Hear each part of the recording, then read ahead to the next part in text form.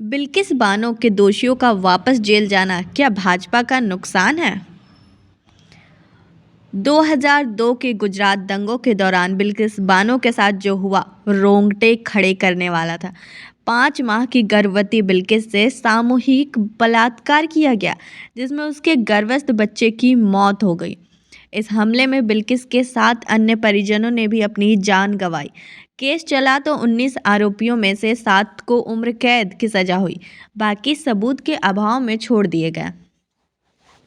2 साल पहले सजा पाए 11 दोषी भी गुजरात सरकार की दया और कृपा से बाहर आ गए। उनका सत्कार किया गया, समाज ने थू थू की, सोशल मीडिया पर इस फैसले को कोसा गया।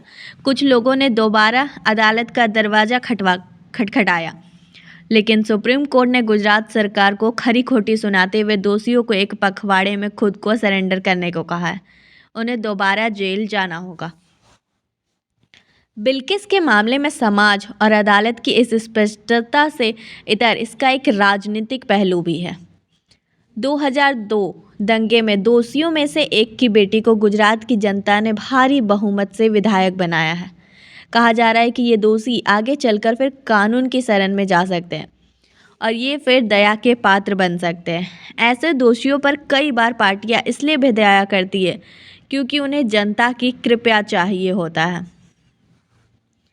बिल्किस बानो केस में दोषियों के लिए अब और क्या रास्ते बचे हैं, उसमें भाजपा के लिए कितनी गुंजाइश है, आइए समझने की कोशिश करते हैं। सुप्रीम कोर्ट ने बिल्किस बानो केस के दोषियों को 2 हफ्ते के भीतर सरेंडर करने का आदेश जारी किया। कोर्ट ने 11 दोषियों की सजा में छूट दिए जाने के गुजरात सरकार के आदेश को रद्द कर दिया है। जस्टिस नागरत्ना ने कहा कि बिल्किस बानो का ट्रायल गुजरात से महाराष्ट्र ट्रांसफर किए जाने के कई कारण हो सकते हैं। ट्रायल में बताया, माफ़ी देने के अधिकार के जिक्र में उचित सरकार अर्थ ये है कि जहां केस की सुनवाई हो रही है वो राज्य नहीं जहां अपराध हुआ है, और इसी आधार पर सुप्रीम कोर्ट ने गुजरात सरकार के फैसले को रद्द कर दिया। सुप्रीम कोर्ट के जस्टिस बीबी नागरत्ना ने फैसला सुनाते वक्त काफ़ी सख्त टिप्पणी भी की है। सुप्रीम कोर्ट के 13 मई 2022 का आदेश धोखाधड़ी से हासिल किया गया था। बिल्किस बानो केस के दोषियों की सजा माफ़ करने का अधिकार गुजरात सरकार के पास नहीं था। दोषियों को मिली सजा में छूट पर फैसला महाराष्ट्र सरकार को लेना था, गुजरात सरकार को नहीं। एक पीड़ित के तकलीफ का एहसास सभी को होना चाहिए, चाहे वो किसी भी धर्म या संप्रदाय की हो। मुंबई में सीबीआई के स्पेशल कोर्ट ने 2008 में बिल्किस बानो के साथ गैंगरेप और उनके परिवार के 7 सदस्यों की हत्या के मामले में 11 दोषियों को उम्र कैद की सजा सुनाई थी। फिर बॉम्बे हाईकोर्ट ने भी सजा पर मुहर लगा दी। 15 साल से ज़्यादा की सजा काट लेने के बाद बिल्किस बानो केस के दोषियों में से एक राधेश्याम शाह ने सुप्रीम कोर्ट में रियायत की गुहार लगाई थी।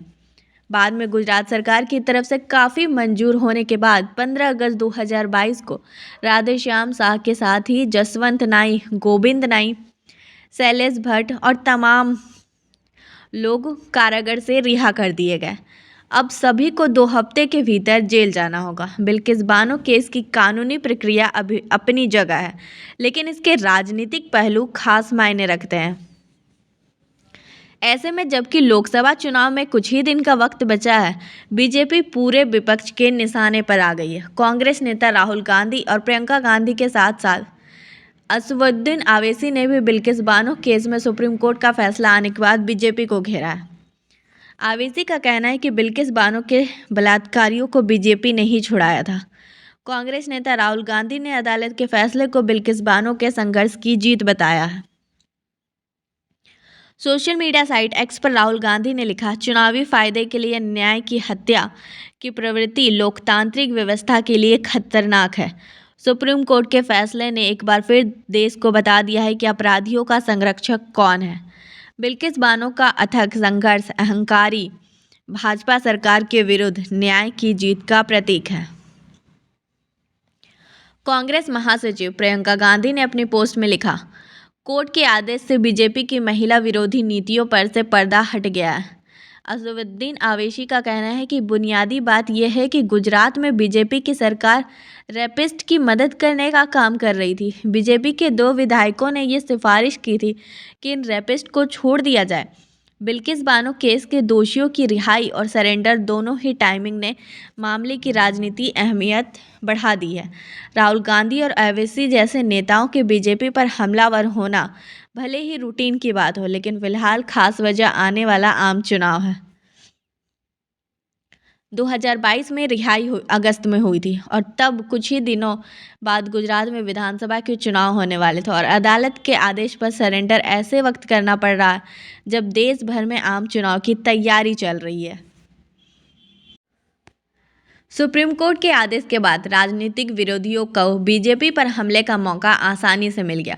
अब चुनाव में घूम घूम कर कांग्रेस और दूसरे विपक्षी दल बीजेपी को निशाना बनाएंगे।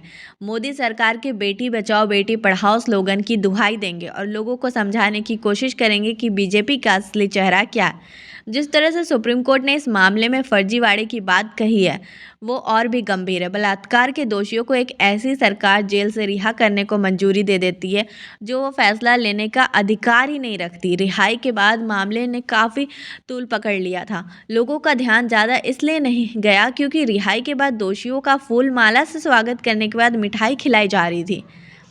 फिर चुनाव का मौसम आया और बीजेपी रिकॉर्ड वोटों से गुजरात विधानसभा का चुनाव जीत भी गई।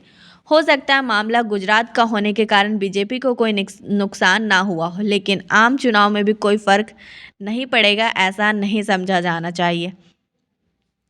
लेकिन अगर गुजरात दंगों के मामले को देखें तो बीजेपी के लिए राजनीतिक रूप से फायदेमंद ही रहा है और चुनाव के दौरान बीजेपी नेताओं की तरफ से 2002 के गुजरात दंगों का खास तौर पर जिक्र भी यही बताता है कि पार्टी को वो वाकया लोगों के दिमाग से उतरने भी नहीं देना चाहती है।